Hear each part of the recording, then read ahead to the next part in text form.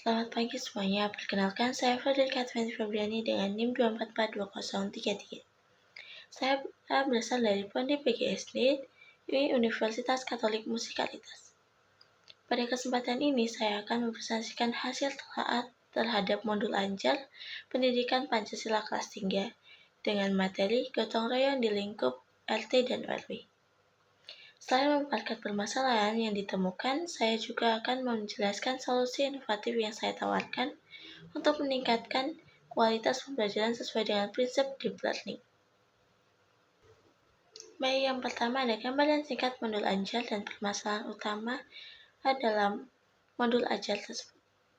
Modul Anjar yang saya telaah merupakan pelajaran pendidikan Pancasila kelas 3 yang bertujuan untuk mengenalkan pentingnya gotong royong dalam kehidupan bermasyarakat, khususnya di lingkungan RT dan RW.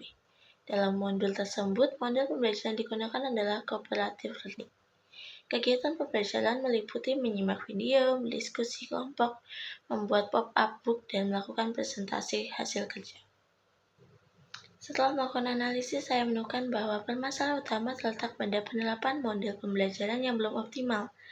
Meskipun cooperative learning sudah dicantumkan sebagai model pembelajaran, sintaks atau langkah-langkah kerjasama yang menjadi ciri utama model tersebut belum terlihat secara jelas. Kegiatan yang dilakukan siswa lebih banyak berupa menonton video, membuat produk, dan presentasi kelompok.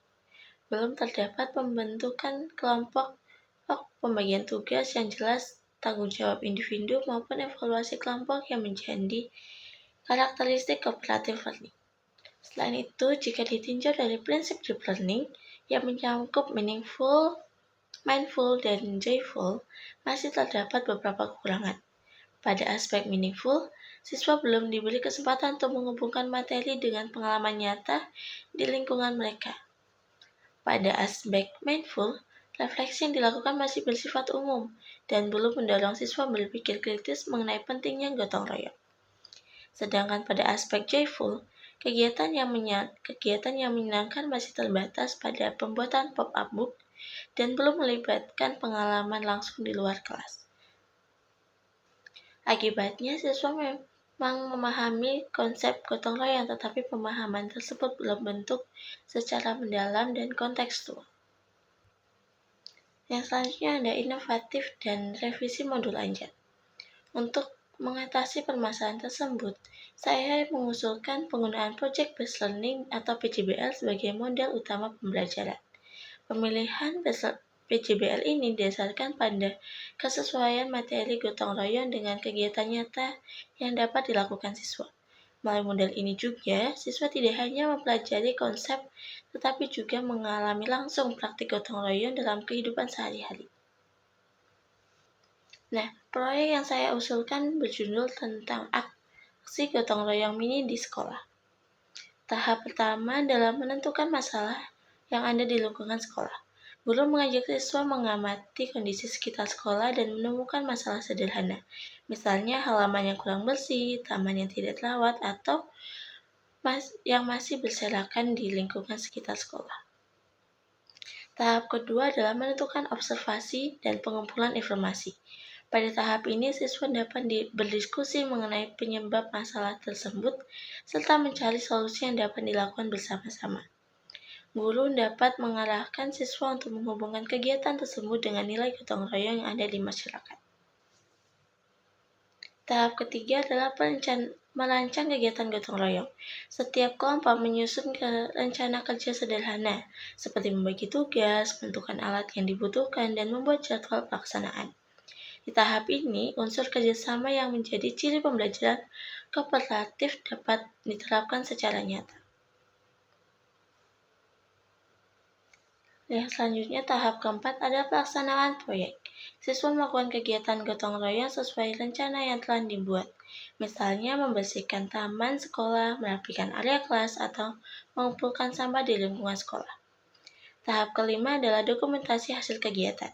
Siswa dapat mengambil foto, membuat catatan sederhana, atau mengumpulkan bukti kegiatan yang telah dilakukan.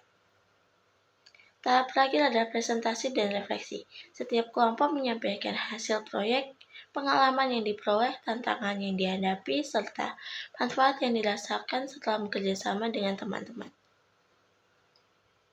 Jadi, melalui revisi ini, terdapat beberapa perubahan penting. Perubahan pertama adalah pembelajaran menjadi lebih kontekstual jika sebelumnya siswa hanya melihat contoh gotong royong melalui video. Kini mereka dapat mengalami langsung kegiatan gotong royong di lingkungan sekolah. Perubahan kedua adalah peningkatan aspek meaningful. Siswa belajar dari masalah nyata yang mereka temui sendiri sehingga pembelajaran menjadi lebih bermakna dan mudah diingat. Perubahan ketiga adalah penguatan aspek mindful.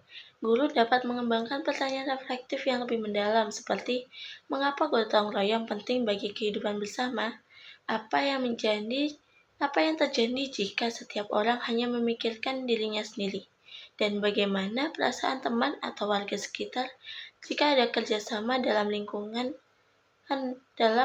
lingkungan.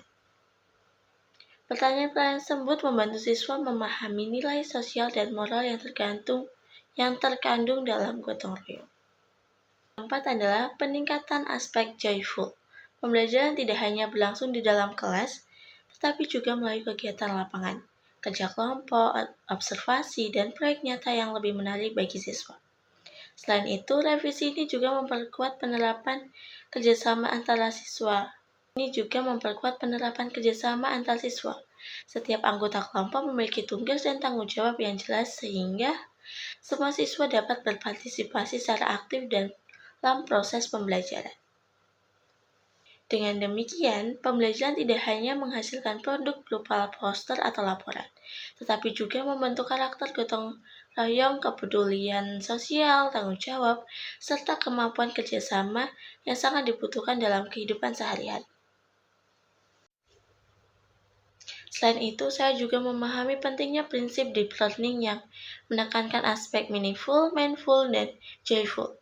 Pembelajaran akan lebih bermakna jika siswa terlibat langsung dengan lingkungan sekitarnya, dan lebih berkesadaran jika diajak merefleksikan nilai-nilai yang dipelajari, serta lebih menyenangkan jika mereka belajar melalui pengalaman nyata, bukan hanya mendengarkan penjelasan dari guru saja atau menonton sebuah video. Guru, pengalaman ini memberikan pembelajaran bahwa tugas orang guru bukan sekedar mengajar, tapi juga merancang pengalaman belajar yang mampu membentuk karakter, keterampilan sosial, dan pemahaman mendalam pada siswa. Kedepan, saya ingin menjadi guru yang mampu menghadirkan pembelajaran yang aktif, kontekstual, dan relevan dengan kehidupan peserta didik, sehingga mereka tidak hanya memahami materi, tetapi juga mampu menerapkannya dalam kehidupan sehari-hari.